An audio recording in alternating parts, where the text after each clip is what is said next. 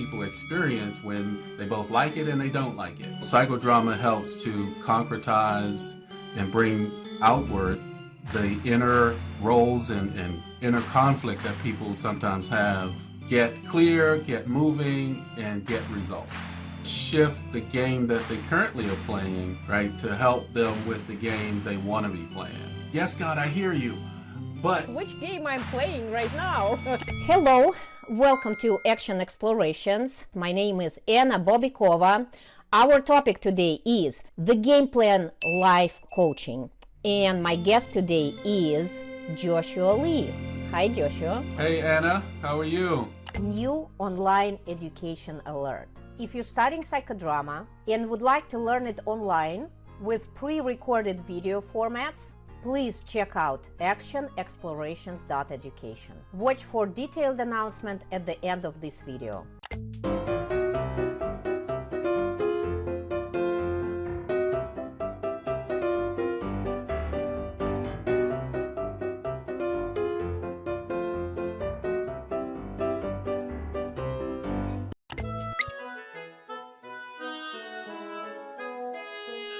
Could you please say about your method of life coaching? A lot of things can be said about this method, but one, it is multidimensional. It means that it supports people in terms of their learning styles, their preferred learning styles. So we're not just talking about what's going on. As a life coach, I'm able to, and as a certified psychodramatist, I'm able to bring in safely roles that people play. Again, it's multidimensional, it is strengths-based, and it's also trauma-informed, right? So I help people, I have a slogan that says, get clear, get moving, and get results.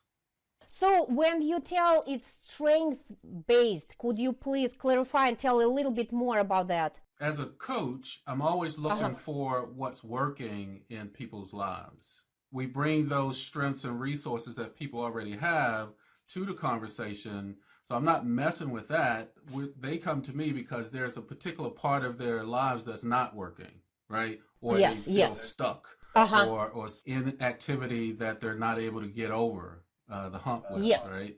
So it's strengths-based in that we build every session, beginning of the session, we build and bring forward their strengths and resources, their inner, outer, and upper strengths. And also, you know, they just get grounded in those so we can look at those areas that they've been sometimes suffering with for years. When they come to you, they can recall, they can get access more to their strengths, right? Like when you start to work with them, which they already have. Access, activate, and bring those, what I call, so I use the language and metaphor of sports, but one does not have to know about sports because it's just those certain words that people, no matter what where you come from, if you like sports or not, that you can really identify with because they're metaphors, right?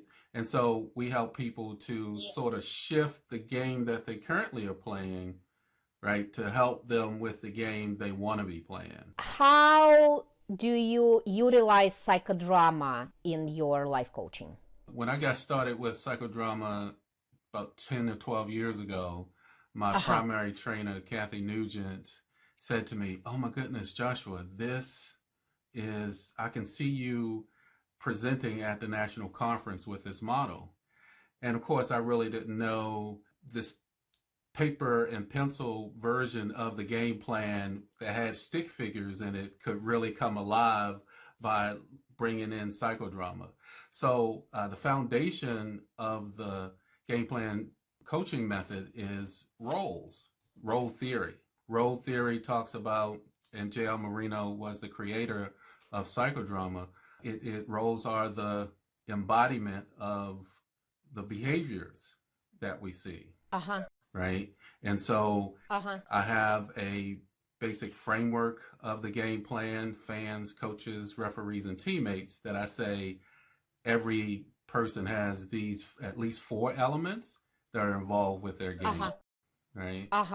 And so psychodrama helps to concretize and bring outward the inner roles and inner conflict that people sometimes have when they seek coaching.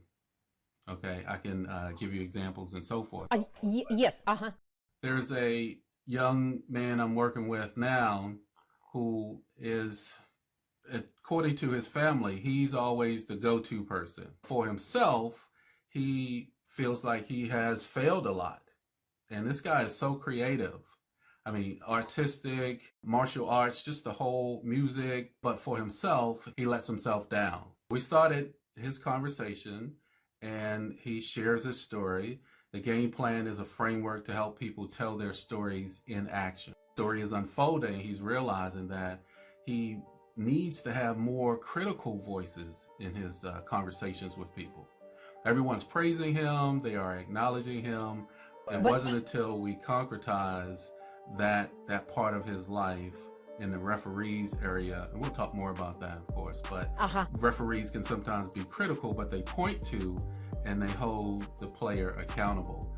And when he realized that, he was like, oh my goodness, I need those voices from it. Like his grandmother was a good example, said, you can do better, son, you can do better. And it's always for him, like you always, no matter what he does, the voice is, you can do better, right? Yes, he needed those. You know, the game, it's an uncovering of things. It's a discovery of things. Yeah.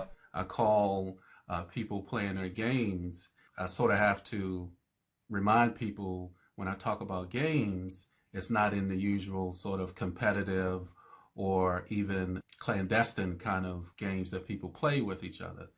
And it's simply one's set of core beliefs and their predominant way of thinking and feelings that give them the actions they take and the actions they don't take, right? And it governs their behavior, and just as sure as they're playing a game of basketball or football or even a board game that has rules. Could you please share how did this idea come up into your mind? Just like this game plan is just so interesting. How did it appear?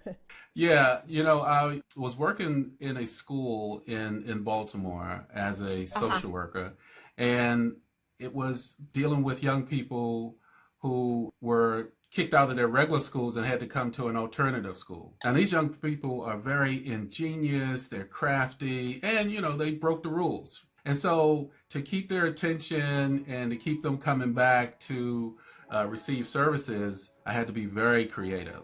One day there was a box of Legos down underneath the desk, and one of the young people said, oh, hey, can I play with that? And I said, sure. And he started playing with the Lego pieces, and I had to run out, came back, and he had this magnificent piece of artwork a la Lego pieces, right? And it hit me that, wow, he's playing a game right now. And so I had to recontextualize it. He's not playing a game, a competitive game. Yeah. He's playing a game nonetheless that behavior is governed by his beliefs, how he sees the world, because he was a hellraiser in the classroom as well, right? He got into a lot of trouble. So I took the idea, and I remember the very day I had my daughter too. She's creative, and she sort of framed out the basic foundation of it. I say they were more like stick figures, but she says she wants credit nonetheless. But it was, as I was working with young people, really got me to see that, wow, if they could play a game of, if they could behave, you know, appropriately, they can go back to their regular schools without problems. But they really had to get clear on, one, what game they were playing, and i.e. their core beliefs.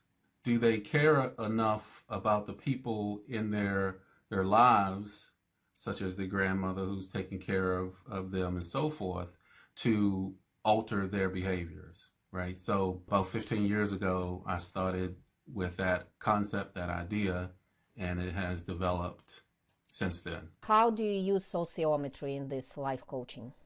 Yeah, I have several levels at which I use sociometry. One is there's sort of a big picture, the game plan.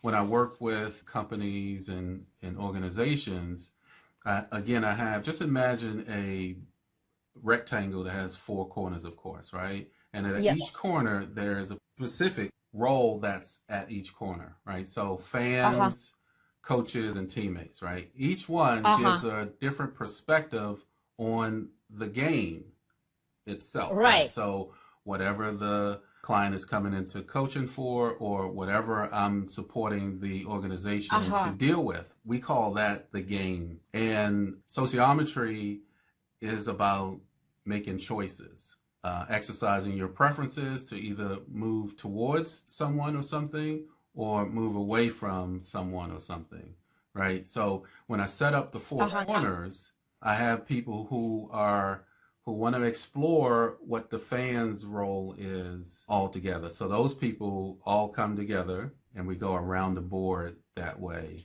for all four of the corners. And so sociometry also looks at what we have in common, where are those common connections, and so forth. And then on the second way we look at it is internally. You know, there's this internal sociometry. So at the individual level, we can look at what preference of choices we're making to, you know, go in a particular direction, or to explore certain actions about ourselves and the people around us. So pretty flexible with how we use sociometry. It is to measure and map out things.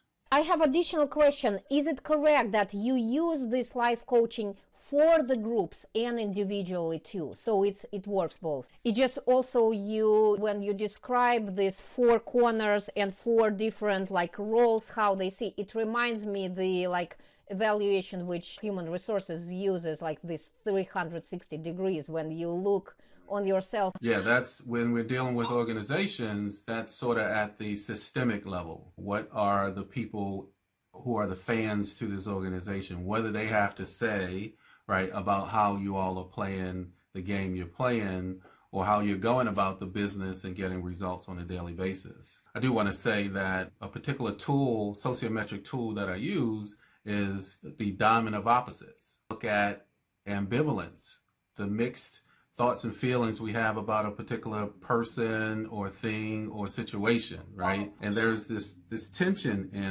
that people experience when they both like it and they don't like it. And so diamond of opposites help people get clear about which side they're leaning to and make a decision. So it sort of helps them to get off of the fence, if you will. Could you please give me an example? How did you use this diamond of opposites? So I just used the example with a young gentleman who wanted to hear, or felt like he needed to hear, more critical voices in his life. But I mean, who does not want to hear great things about yourself, right? So he's getting all these praises, he's getting all these accolades from his family, his girlfriend, and even at work, because he's so creative and he's so, dynamic in terms of creating something from nothing, right? But then there's he got present to, wow, what's missing are voices like, son, you can do better. Get back up and get back in. And so there's he's betwixt and between both these two worlds. He has a feeling of, yes, I love and appreciate these accolades, but boy, something's not right over here. So we did some work around the diamond of opposites, and he really got clear. I need more of these, not harshly critical, but more accountability like conversations, right? To hold him accountable for his greatness. When you describe this voice of grandmother, at the beginning I was thinking, for me it sounds like just critical voice. It's like no matter what he does in his life, but he always it doesn't matter what he would achieve, he would get golden medal at the Olympics, it still would be not enough. That's what my original idea was. But then you described me more and it sounds like it's very warming voice. It's not critical, it's just giving observation, right? Like it's giving more like opportunities. Right. And so the other piece of that is the referee is a natural and necessary element in the game. I ask young people as young as 6, 7 years old, what happens if there are no rules, right? What happens if no one, pays attention to the rules? They say it's chaos, right? And so even with adults already know that. So it's a natural element. And once they get and accept that, able to explore more of those accountability conversations that I sort of held in the referee's corner. If you'd like to learn psychodrama online from leading trainers, affordably and at your own pace, go to actionexplorations.education. This is my project to expand access to the best trainers in the world. It's my baby. We are working with the leading psychodrama trainers to present pre-recorded programs. The programs will include lecture, cases, and evaluations. There will be a large selection of action exploration subjects. I'm going to add from 5 to 10 modules per month, so the content will be very rich. Namaste.